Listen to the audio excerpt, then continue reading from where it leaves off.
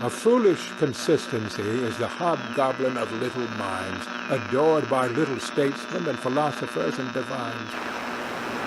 If a man does not keep pace with his companions, perhaps it is because he hears a different drummer. A different drummer. And now, coming to you from dead center on your dial, welcome to Risk Parity Radio, where we explore alternatives in asset allocations for the do-it-yourself investor. Broadcasting to you now from the comfort of his easy chair, here is your host, Frank Vasquez. Thank you, Mary, and welcome to Risk Parity Radio. If you are new here and wonder what we are talking about, you may wish to go back and listen to some of the foundational episodes for this program. And the basic foundational episodes are episodes 1, 3, 5, 7, and 9. Yes, it is still in my memory banks. We have also created an additional resource, a collection of additional foundational episodes and other popular episodes. We have top men working on it right now. Who? Top men. And you can find those on the episode guide page at www.riskparityradio.com. Inconceivable! All thanks to our friend Luke, our volunteer in Quebec. Sacoche.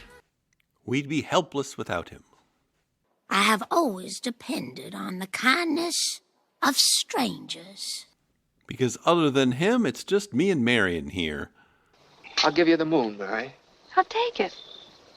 We have no sponsors, we have no guests, and we have no expansion plans. I don't think I'd like another job. Over the years, our podcast has become very audience-focused, and I must say we do have the finest podcast audience available. Top drawer. Really top drawer. Along with a host named after a hot dog. Lighten up, Francis. But now onward to episode 494. Today on Risk Parity Radio, we're just going to do what we do best here, which is attend to your emails. So are you ready? Yeah, hold on. I forgot to put in the crystals. But before we get to that, as you all know, we are running a charitable promotion here these days, raising money for Fairfax Court-Appointed Special Advocates, which is the charity that Mary is affiliated with. And she is, in fact, a Fairfax Court-Appointed Special Advocate, also known as a CASA. And so we'll begin our podcast today with a Queen Mary segment where she gives us another little vignette of some of the work that Fairfax CASA does in the foster system here in Fairfax County. And so without further ado,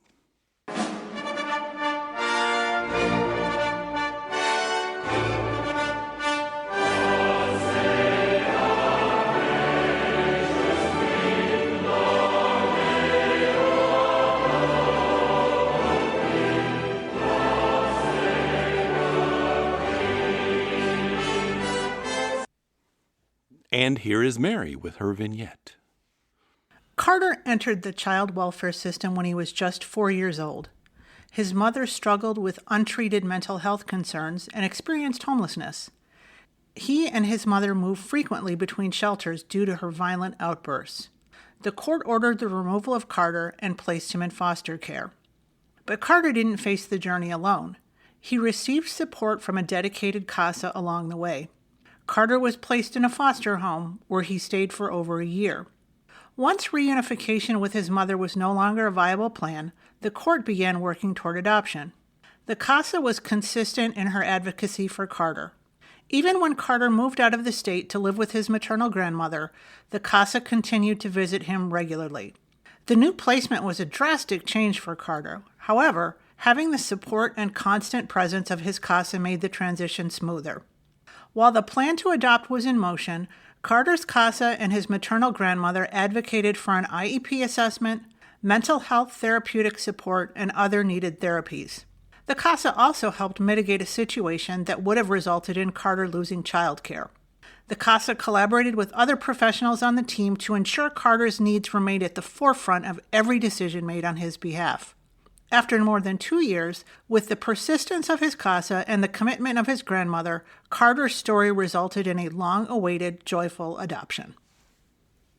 So if you'd like to give to Fairfax CASA, we'll put that link in the show notes again. All donations are greatly appreciated.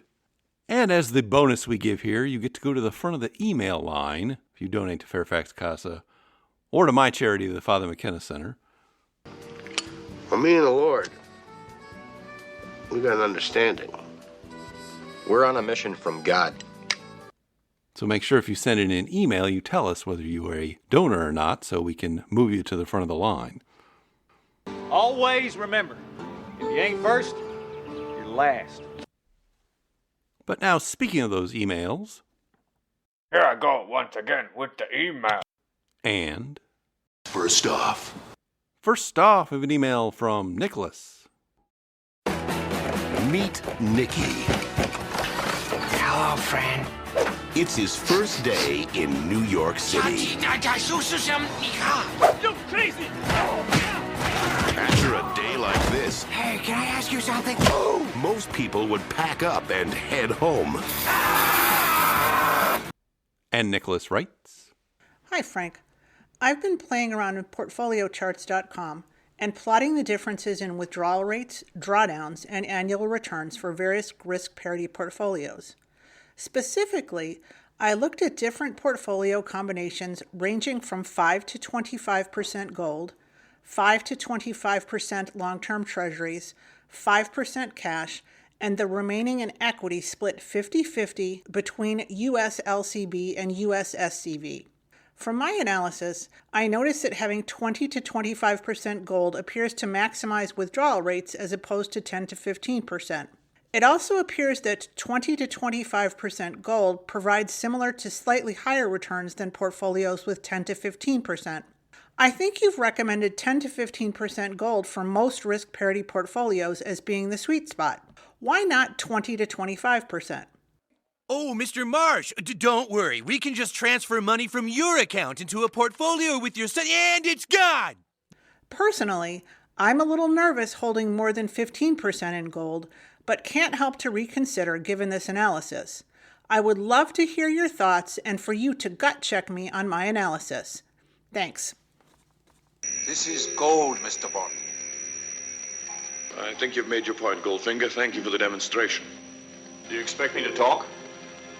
No, Mr. Bond, I expect you to die. Well, let's talk about gold and calculators and things.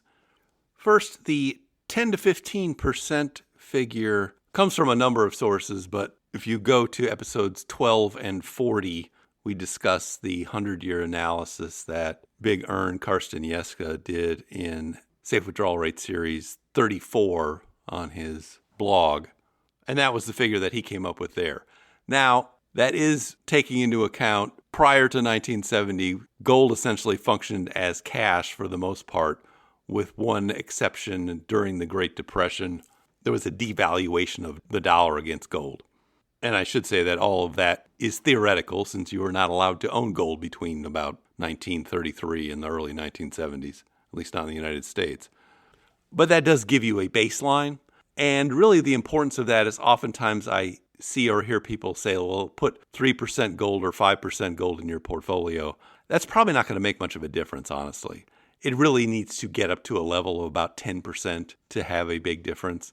And that's because it is similar in character to an investment in the stock market in terms of volatility in particular. And so anything less than 10% probably isn't going to affect the portfolio very much, depending on what else is in there, of course. But that begs the next question is sort of, well, what is the upper limit of good allocations to gold in a withdrawal portfolio in particular? And I have looked at the sheets you sent me, and I will link to that in the show notes.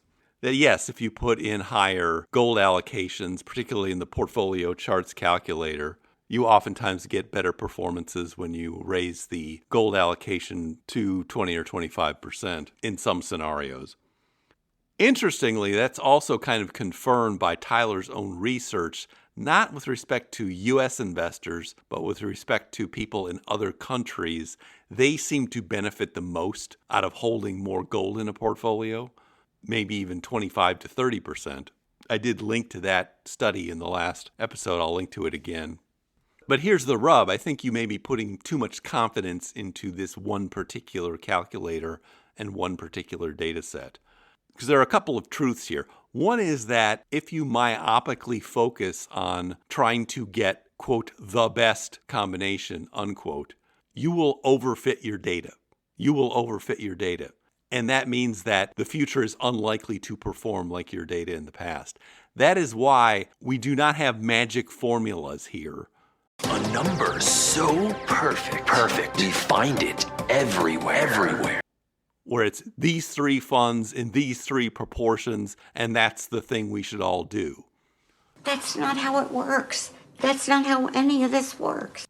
Rather, we are always looking for ranges of outcomes. And if you want a shorthand version of that in terms of what typical ranges are the best for higher safe withdrawal rates, there's a cheat sheet in episode 618 of the Afford Anything podcast that Paula Pant created based on the interview that she did of me.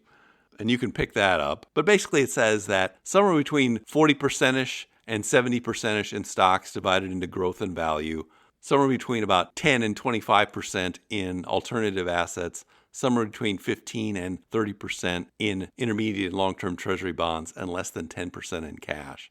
Those are some basic guidelines that if you create portfolios within those guidelines, you're probably going to have higher safe withdrawal rates than something that is outside those kind of guidelines.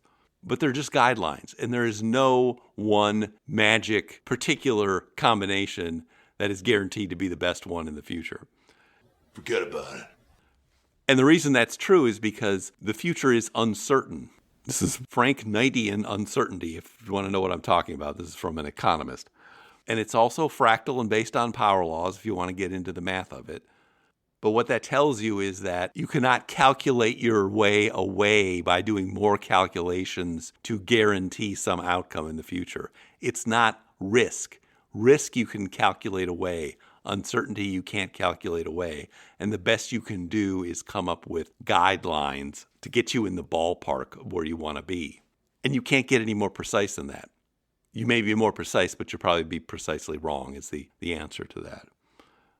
You must unlearn what you have learned. But this is also why the best use of calculators is not to try to hone in on which portfolio is better than another one on a safe withdrawal rate by 0.2% or something like that.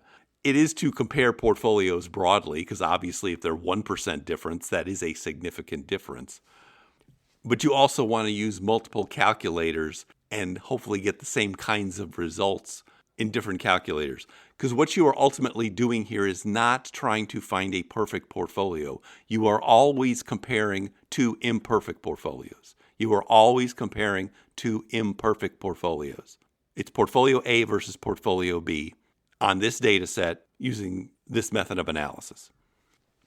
And to illustrate how you may get different results using different calculators, I went and did one on Testfolio that I'm going to link to in the show notes.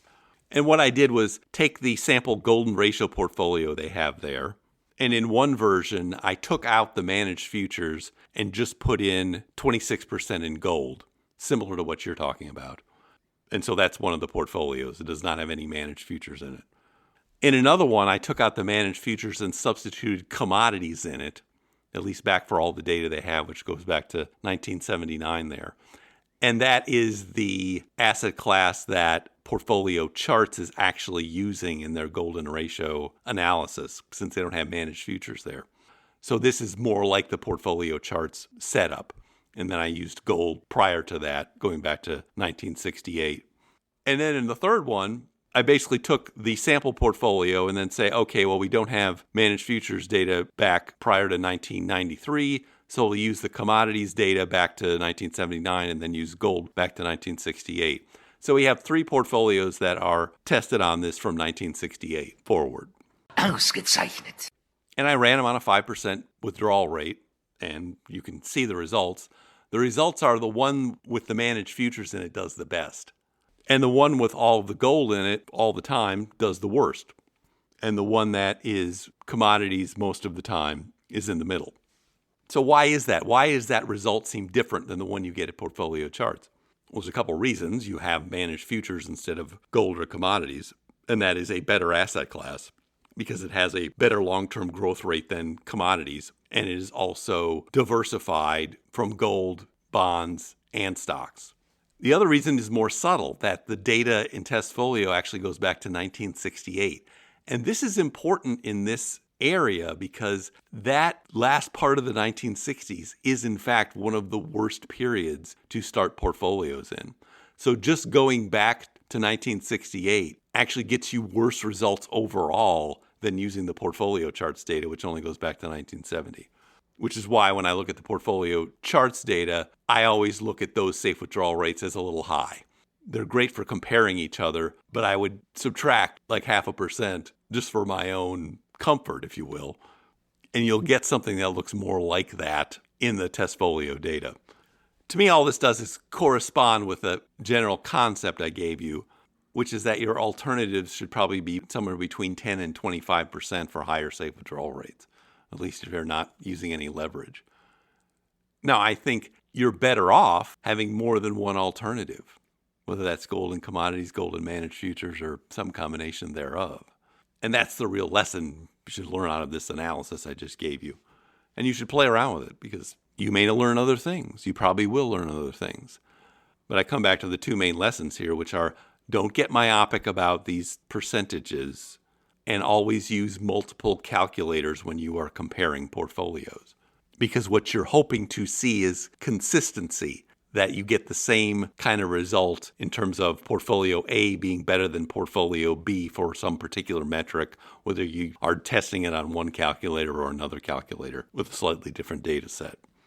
You want to be using all of your tools and all of your talents. We have the tools, we have the talent.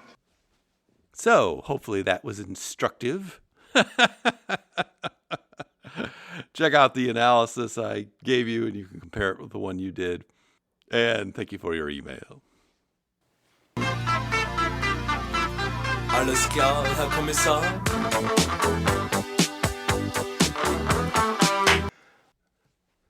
Second off. Second off, we have an email from Nathan. Get your hot dogs! Hot dogs! Hot dogs! And Nathan writes, Hi, Frank.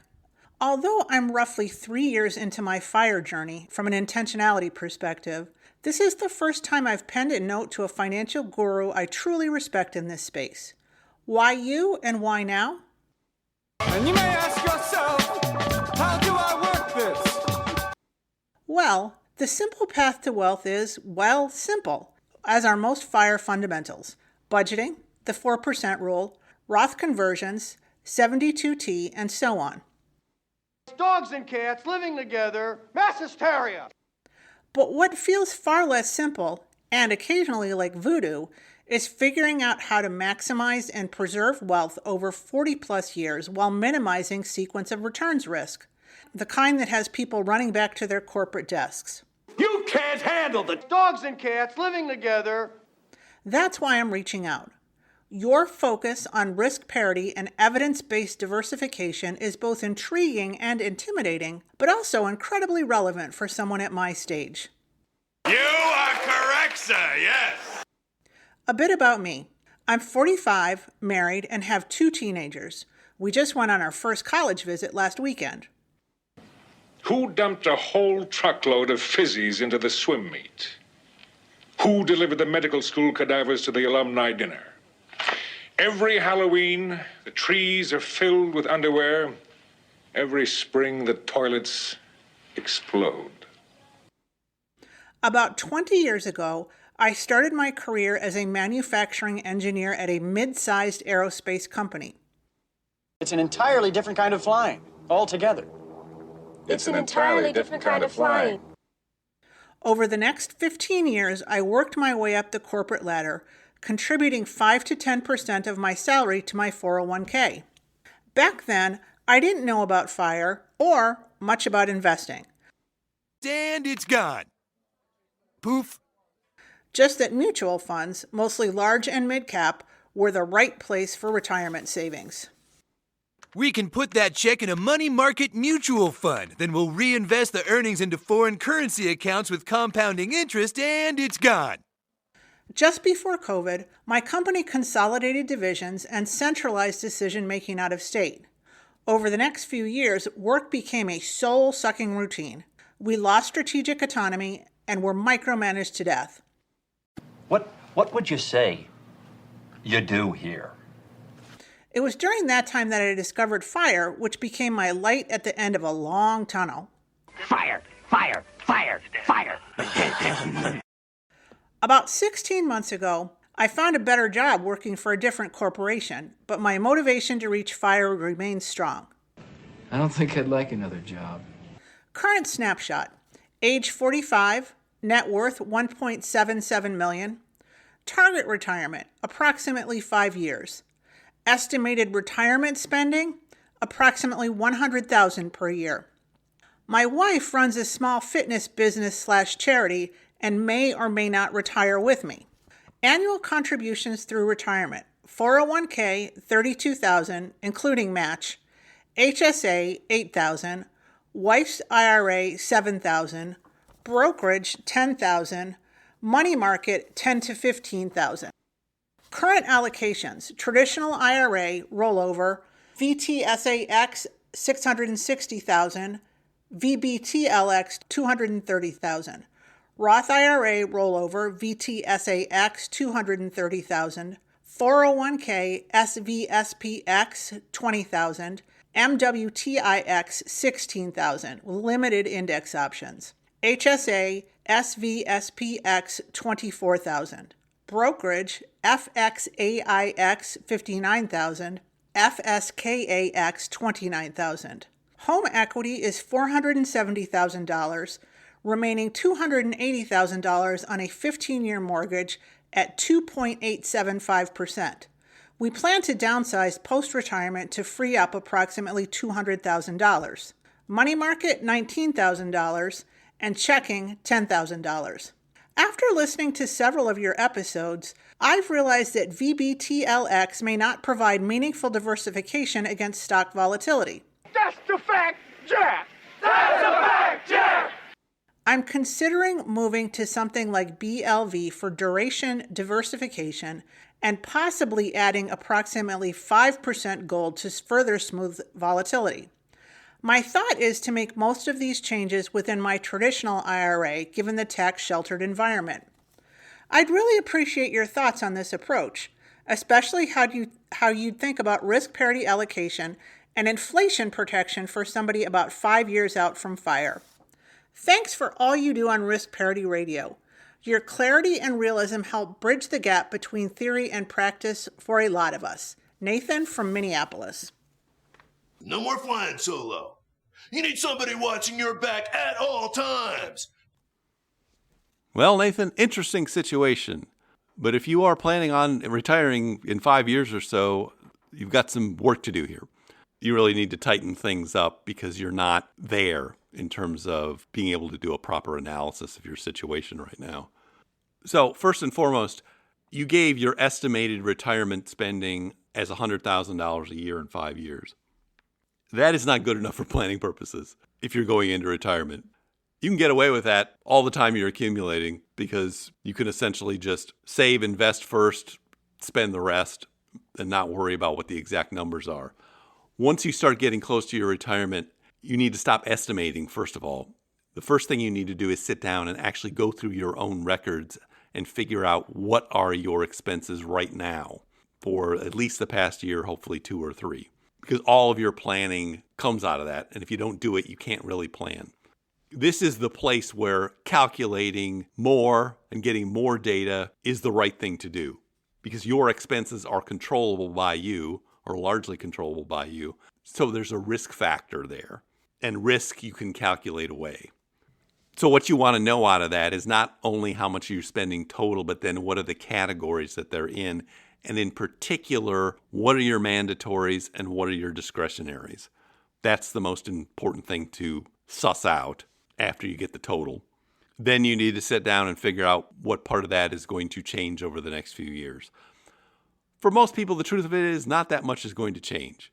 If you're not moving, if you're not getting a divorce, if you're not adopting some new lifestyle or taking on new expenses, most of your expenses are going to be pretty consistent, other than some inflation, and it may be pretty minor inflation if it's like your house, since the mortgage is fixed, and your cars if you're not replacing them.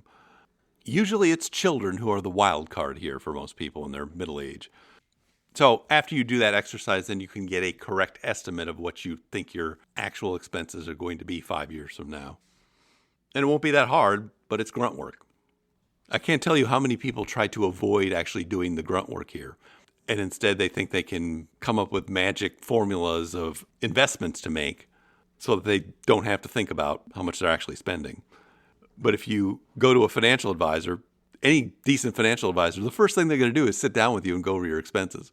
Because that is, in fact, the value that financial advisors really have as planners, and forcing people to actually look at what they're spending and figure things out from there. So you need to figure that out. And then you need to use the correct figures for determining how much you need. Because right now you've got your net worth at $1.77 million, and it's written up as if that is all available to spend. And it's not all available to spend, because a lot of it's in your house. What is important here is what is the difference or the comparison between your expenses and your liquid assets, your investments and things. That's the number you need to focus on for the purpose of knowing how much you need, because you can't eat shingles. So your $1.77 million number is irrelevant for this purpose. I went through your numbers there, and what I determined was that you actually have about $1.3 million in liquid investments that would be available to support your lifestyle. $1,297,000 was the number I got. So just looking at the rough calculations, which you should always do, let's assume that $100,000 is the correct number, that you'll be spending $100,000 in 5 years. At a 4% withdrawal rate, you would need $2.5 million in liquid assets and investments, which is about twice as much as you have right now. And so that would be using kind of a basic off-the-shelf 2 or 3 fund portfolio, the kind that Bill Bengen determined has about a 4% withdrawal rate back in the 1990s. Now, if you're targeting a 5% withdrawal rate, which Bill Bengen now recommends, and I think is eminently doable if you're willing to modify your portfolio appropriately and have some variability in your expenses, which you would know about after doing that exercise, figuring out what your mandatory and discretionary expenses are. If that's the case, then you only need like $2 million. Now, you probably will get to around $2 million in the next 5 years if markets are average. It's possible you won't, though. It's a lot less likely you'd get to $2.5 million in 5 years unless you're contributing a whole lot. And what I get from that is I don't think you should make 5 years as a hard retirement date, particularly with the kind of aggressive portfolio you're holding right now, because you may not have any growth at all in 5 years if we have a market crash or something. To me, saying 5 years from now would be like an earliest retirement date. I think you're probably going to be safe if it's between 5 and 10 years, but we won't know until we get there. Okay, now looking at this portfolio you've got, it is essentially an 80-20 portfolio with 80% in VTSAX or similar funds. And all of your stocks are in similar funds. They're all S&P 500 or some kind of total market fund. So you can consider them as all one kind of fund. They're not diversified from each other. And all of your bonds seem to be in like total bond fund kind of funds, which are a mix of treasuries and corporates from short, medium to long. So when you break this down, what you basically have is a simple 2-fund 80-20 portfolio. That kind of portfolio works fine in accumulation. It could be more aggressive, but it doesn't have to be. But it's a mediocre decumulation portfolio. It does not have a particularly high safe withdrawal rate. In fact, it's got too much in stocks in it, according to Bengen's original research. But even if you reduce the amount of stocks in it, you're still talking about that simple portfolio that has a 4% safe withdrawal rate at bottom. And so generally when people hold that kind of portfolio, they really adopt a strategy where they're just not spending much money. Because you have other options here. I mean, you could work until you're in your 60s and then plan to spend like 3% or less. Then you can hold this portfolio or any portfolio you want. It just depends on how long you want to work. And that would also be a good strategy if you want to accumulate the most money at death. Death stalks you at every turn. Grandpa, Well, it does. There it is! But if you want to retire earlier and be able to spend more money, then you need to make changes to this portfolio. And you need to move towards what I described earlier in terms of those 4 guidelines. So you want your stock percentage to be somewhere between 40-something% and 70-something%. You want it divided into growth and value. Right now it's 100% growth in large cap. So that needs to change if you want a higher safe withdrawal rate. Your bonds should be somewhere between 15 and 30% in intermediate and long-term treasury bonds. Right now you have a mix of things. Some are short-term, some are corporate. Those are not well diversified from your stocks. The reason you hold treasury bonds and not corporate bonds is because they are the most diversified from stocks. And if you're using bonds as a diversifier, as their primary purpose in a portfolio, they should be treasury bonds. Not corporate bonds, not some mixed bond fund, not some mega bond portfolio that some advisor charges you an arm and a leg to construct and doesn't do anything. Forget about it. So moving to something like BLV from VBTLX isn't going to do anything for you. BLV has a bunch of corporate bonds in it. It's not that much different from VBTLX other than not having the short-term bonds in it. And if you want to see which kind of bond funds are most diversified from stocks, the easiest way to do that is to go put the ticker symbols into someplace like Testfolio and then go over to the correlation matrix and it'll show you which ones have the lower correlations and which ones have the higher correlations. And you'll find that anything with corporate bonds in it is going to have a higher correlation to stocks. And if we have a 2008 scenario, those things are going to go into the tank with the stocks. And so will TIPS. So that's not a solution either. So instead of BLV, pick something like VGLT, which is Vanguard's long-term treasury bond fund, or VGIT, which is Vanguard's intermediate treasury bond fund. And there are a lot of similar choices that you can make these days, but just stay away from corporate bonds. Now, adding 5% in gold will help you a little bit, but it's probably not enough to make a big difference. If you really wanted to get it up to 10%, if you really want to make a difference here in terms of a higher safe withdrawal rate. So I would be looking at making those kind of changes to this portfolio. I agree you should make most of them within IRAs because you should treat this all as one big portfolio and put all of your ordinary income payers in the traditional retirement accounts. And that's where you can make a lot of transactions without any tax consequences. Now, since most of your assets are in fact in retirement accounts, your situation is going to be really easy there to make all kinds of changes. You can, for example, change out of your VTSAX and your Roth and change that to some value tilted funds, a small cap value or some other kind of value tilted funds. That part of what you're doing is going to be pretty easy. You may also be asking in your mind, when should you start doing this? I'm not sure you really need to start doing it now. I would say when you get closer to 80% of your FI number in your liquid invested accounts, that would be a good time to be making some of these changes. All right, then you also asked about inflation protection. And the things that work the best for inflation protection are alternatives like managed futures. That is by far the best one. Something like that went up 20 or 30% in a scenario like 2022. The other thing you want to hold in inflationary scenarios is value tilted stocks, particularly those that are involved in commodities or property and casualty insurance, things like that. Things that will not help you at all in an inflationary scenario. No bonds. I don't care what you call them. I don't care if they have inflation in their name. They're not going to help you because they're bonds. It's not what they do. That's why TIPS went down 15, 20, 25% in 2022. Don't make that mistake. Not going to do it. Wouldn't be prudent at this juncture.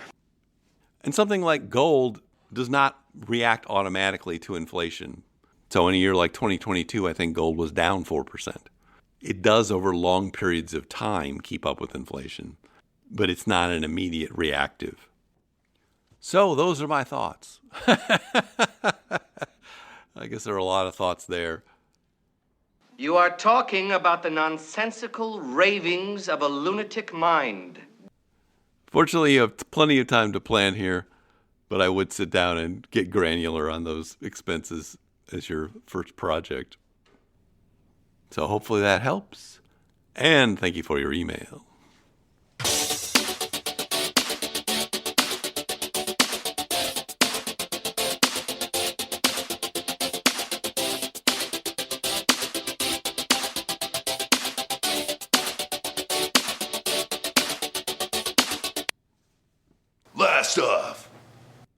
Last off, we have an email from Lisa. Now, who's up for a trip to the library tomorrow? Notice I no longer say library or tomorrow. I'd love to go to the library with you. It's a date. And Lisa writes, I've been listening to your program and studying the risk parity portfolios. I am not confident to move forward without some guidance. How can I find a fee-based advisor that is familiar with risk parity? Dad, did you read all these books today?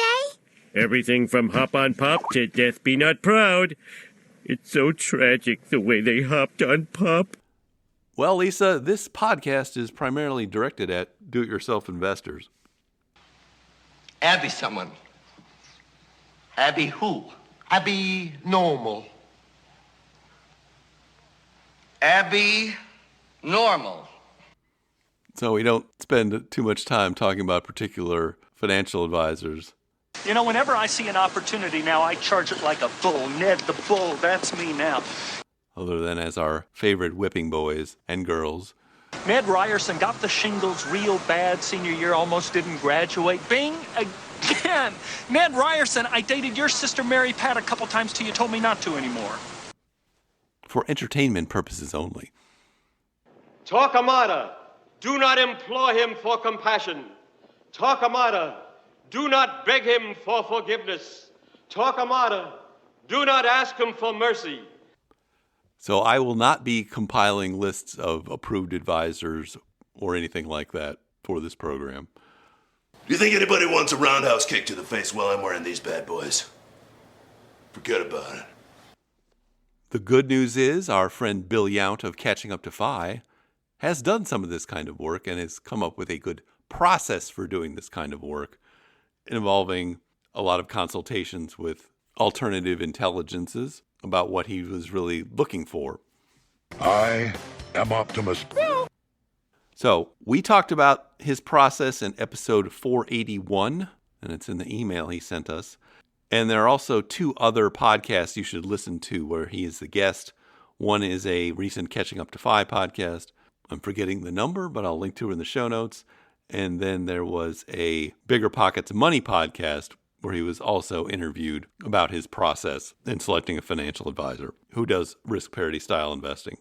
And I thought he had a very good process, so I would recommend that you check that out and follow it. My weapons specialist, Ironhide. You feeling lucky, punk? Easy, Ironhide. Just kidding. I just wanted to show him my cannons. You're a legend in your own mind. And yes, you'll get to hear about the person he chose, who we've talked about on this podcast in the past. So you'll have to excuse my laziness in this area. It's not that I'm lazy. It's that I just don't care. But it is what it is. I just stare at my desk, but it looks like I'm working. Hopefully those links will help you, and thank you for your email. Watch out for that first step. It's a doozy. But now I see our signal is beginning to fade. There won't be a podcast this weekend because Mary and I will be off at the Economy Conference. Baby, if you've ever wondered whatever became of me, I'm living on the air in Cincinnati, WKRP. We will be having our little Risk Parity Radio meetup in the Solaire Hotel, playing a little trivia game and handing out some door prizes. Lucky. Hope to see some of you there for that. That's on Friday at 3 o'clock in the afternoon. And then I'll actually be doing my presentation on Saturday and Sunday. Gosh! Which is about financial forecasting. I am a scientist, not a philosopher. And I'll probably link to that in the show notes next week so other people can check it out. So, in the meantime, if you have comments or questions for me, please send them to frank@riskparityradio.com. That email is frank@riskparityradio.com. Or you can go to the website, www.riskparityradio.com, put your message into the contact form, and I'll get it that way. If you haven't had a chance to do it, please go to your favorite podcast provider and like, subscribe, give me some stars, a follow, a review. That would be great. Okay. Thank you once again for tuning in. This is Frank Vasquez with Risk Parity Radio, signing off.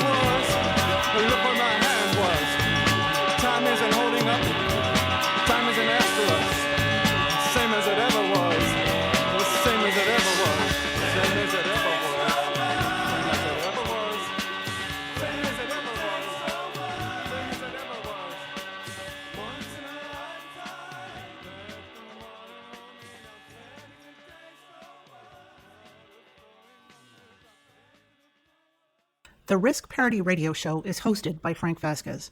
The content provided is for entertainment and informational purposes only and does not constitute financial, investment, tax, or legal advice. Please consult with your own advisors before taking any actions based on any information you have heard here, making sure to take into account your own personal circumstances.